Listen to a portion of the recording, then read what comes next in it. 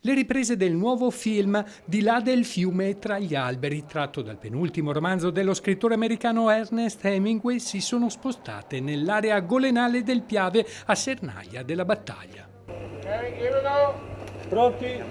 La pellicola è il frutto di una produzione anglo-canadese. A girare il film tra Venezia e la Campagna Veneta è la pluripremiata regista spagnola Paola Ortiz. Tanti gli italiani che lavorano in questa prestigiosa produzione. Quasi 6 mesi di presenza sul territorio tra preparazione e altro. Anche tutta la fase successiva, cioè la post-produzione e quant'altro, resterà qua in Italia, in Veneto. Non poteva dunque aprirsi in modo migliore un 2021 che si annuncia veramente da record. Sono molteplici le produzioni in arrivo, considerando che purtroppo il 2020 era stato un anno condizionato dalla pandemia. Una produzione che sul territorio ha speso spenderà alla fine 8-9 milioni di dollari.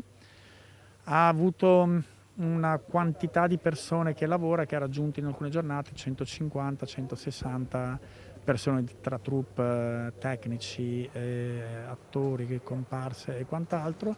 Abbiamo avuto la fortuna di lavorare con un cast artistico e tecnico straordinario e poi i tre attori, insomma, Liev Schreiber, il protagonista, Josh Hutchinson, il coprotagonista, e Matilda De Angelis, che è la star emergente. Al cast stellare si unisce il frutto del lavoro collettivo di artisti, tecnici e artigiani di tutta la penisola che fin dagli albori della cinematografia ci hanno sempre fatto apprezzare in tutto il mondo per creatività e capacità.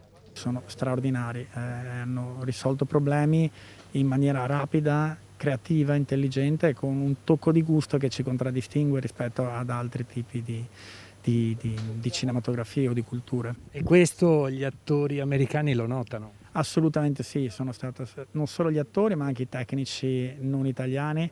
Quando sarà nelle sale? Allora, l'obiettivo è terminare la post-produzione per la tarda estate, inizio dell'autunno e vedere se riusciamo a presentarlo verso settembre.